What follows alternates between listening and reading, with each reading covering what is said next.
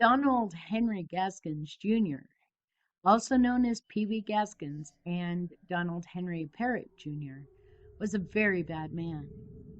He was called Pee Wee because he was small for his age, the last of a number of children in his family who lived in Florence County, South Carolina.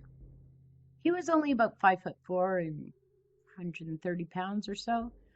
As with many serial killers, his early life was grim and his crimes began early. He was under 13 when he teamed up with a group of other kids and committed burglaries, assaults, and a gang rape.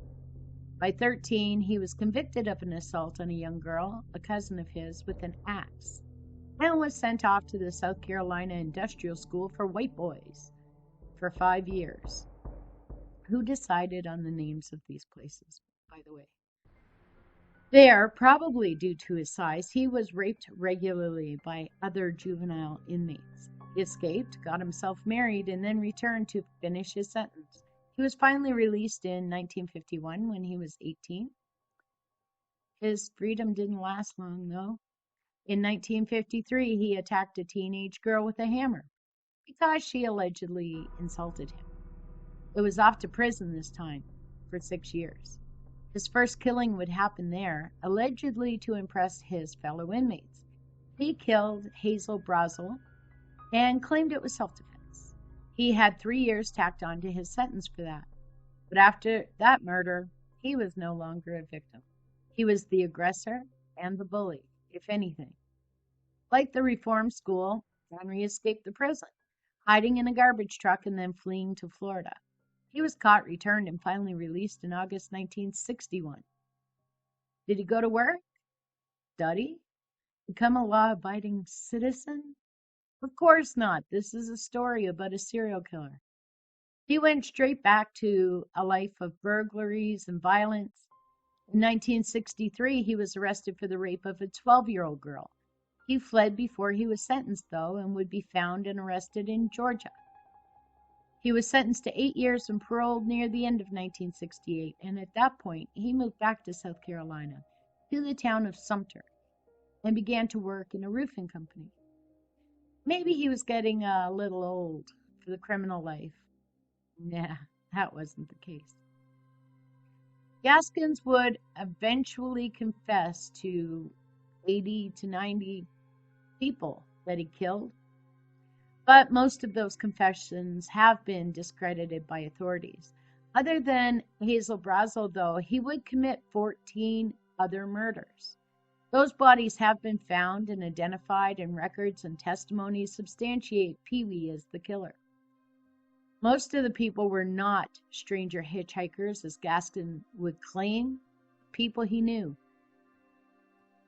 The first was his niece, Janice Kirby, just 15, and her 17-year-old friend, Patricia Ann Alsbrook. He beat both girls to death. He was likely trying to sexually assault one or both of them, but he would claim that it was because he was so upset that they were using drugs. Next was Martha Ann Dix Jr., who was also known by Clyde. She was killed in 71 or 72. Her remains were found in a ditch, donated to a university for study as a Jane Doe, and then lost. It's unclear why he killed her, but he knew her and had a beef. Doreen Hope Dempsey was a white woman that Gaskins knew. She lived with his friends Johnny and Carl Sellers in North Charleston, South Carolina. Gaskins was just a raging racist, and Doreen was pregnant by a black male. That enraged him so much that he raped and drowned Doreen, and then drowned her 2-year-old daughter, Robin Michelle Dempsey, in June 1973. The following June, he would shoot a partner of his in crime, Johnny Sellers, 36, and then he stabbed Johnny's ex-girlfriend, Jessie Ruth Judy, 22, to death. Both murders were done to prevent either person from revealing Gaskin's criminal activity. 1975 was a big year for little Gaskins. In February, he killed Silas Barnwell Yates as a murder for hire. He claimed to karate chop the man to death, but his throat was cut. He collected $1,500 from Suzanne Kipper Owens and John Owens, who wanted Yates dead. P. Owens and another conspirator, John Powell, would be sentenced to life. Then in April, he killed Diane Bellamy Neely, who was 25, and her boyfriend, Avery Leroy Howard, who was 34. Diane was separated from one of Gaskin's crime buddies, Walter Neely. Gaskins was worried that Diane and Avery would go to police with things they knew about Gaskin's crimes. Gaskins trafficked Kim Gelkins, 13, taking her from her home in North Charleston to sexually abuse her and allow other adult men to abuse her, and then, when they were done, he stabbed her to death. In October, he shot and killed Dennis Bellamy, who was Diane's brother, and John Henry Knight, 15, and half-brother to Dennis, over payment for some stolen gas.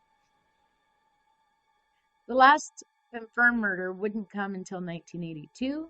This one has to be the most bizarre of all of them. Rudolph Tyner, 23, was a death row inmate who Gaskins murdered in September 1982.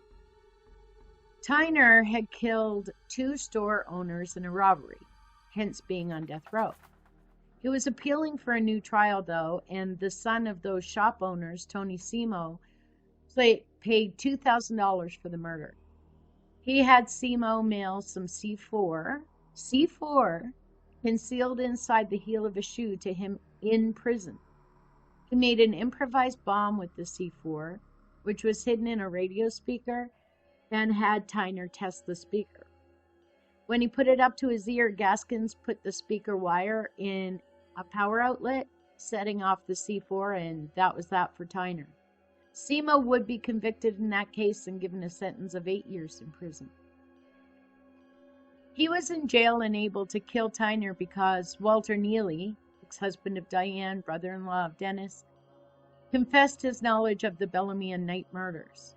He would also tell police where Gaskins buried many of his victims, and on December 4, 1975, police would find the bodies of 8 of the victims near Pee Wee's home in Prospect, South Carolina. Neely would be convicted in the death of Dennis and be sentenced to life.